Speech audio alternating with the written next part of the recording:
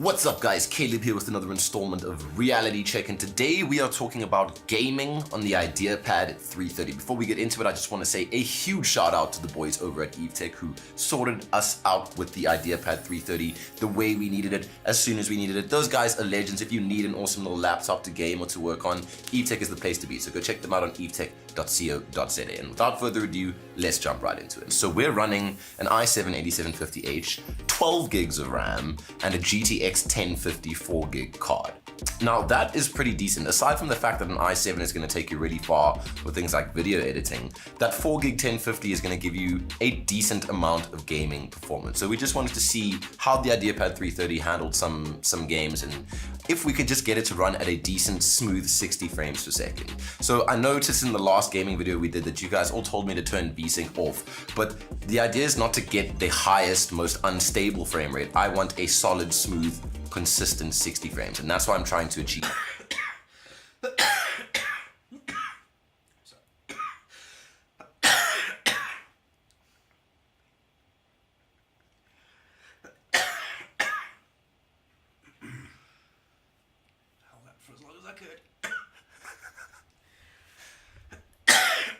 They ask you how you are, and you just have to say that you're fine when you're not really fine, but you just can't get into it because they would never understand. So long.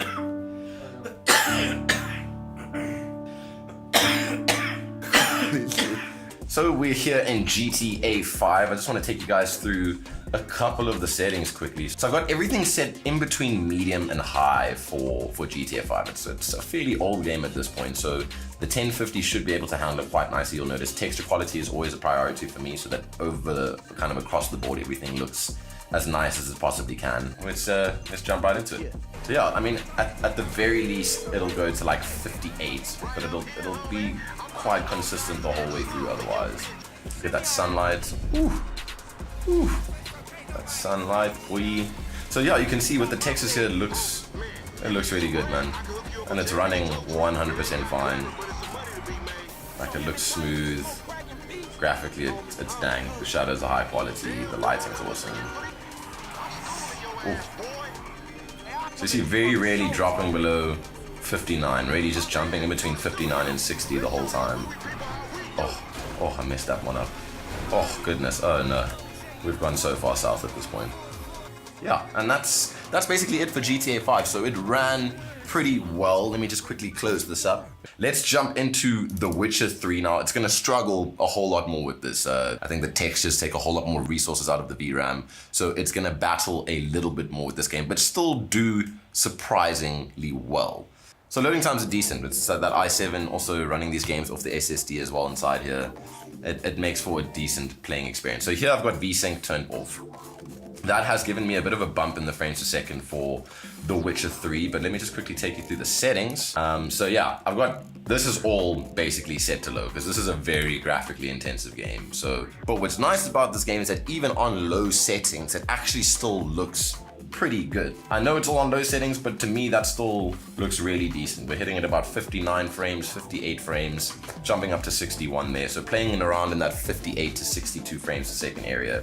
I noticed when I was testing it out a little bit that jumping into the water, so somewhere where it's a very physics heavy environment, we get quite a serious drop to about 55 frames. 50 frames, and that's kind of the only area I noticed it dropping the most. But look at the grass, look at the shadows, look at the sunlight, man, look at the trees. It all looks pretty good, and we're running pretty decently above 50 frames per second.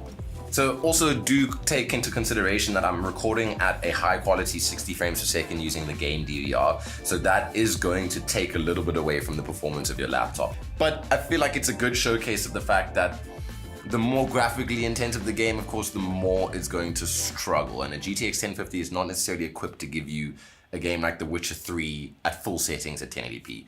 And last game on the list is Apex Legends. Now this is a whole lot more modern. It's been really well optimized. So running with something like a GTX 1050 4 gig card and an i7 and 12 gigs of RAM, you should be good, especially if you're going off an SSD. I'm putting model detail on high, effects on medium, impact marks low, ragdolls low, everything else in between low and medium. It's mostly just the models and the textures that I want to see really, really nicely. So that's how we've got it set over there.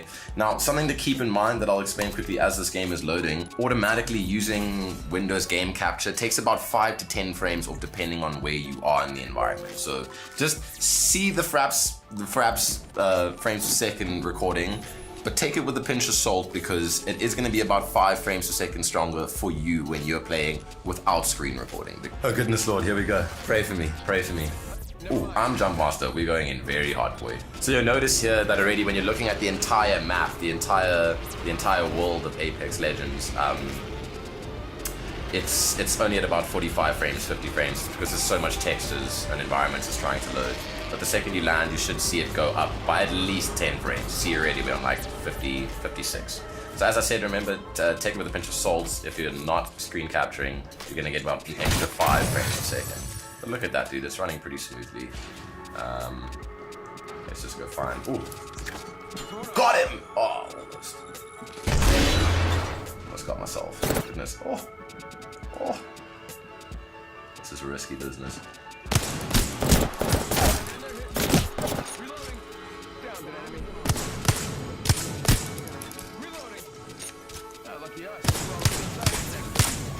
Is it lagging? What's going on? That's decoy. Oh, got me.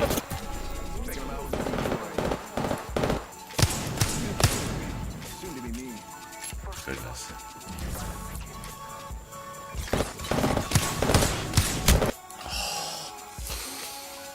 So much death. So much carnage. So much blood. But running very solidly. Like, it's kind of proof in the pudding that it can handle a modern title like this. You can play pretty easily, and it's not even on low, it's medium to high settings that we're running here, so you should feel comfortable knowing that you can play games with something like this. Now, the reason this is interesting is because, as I said, it's a cheap chassis, it's a fairly cheap design. For this exact combination here, the i7 1050, 12 gigs of RAM, 256 SSD, and a 1TB HDD, it's costing you about 15,500 Rand, which is crazy cheap for what it has inside of it. If you're not worried about doing anything in a professional context, then you could actually go for like an i5 1060 combo, which makes more sense for gaming. So a really good option for an entry-level gaming / student laptop.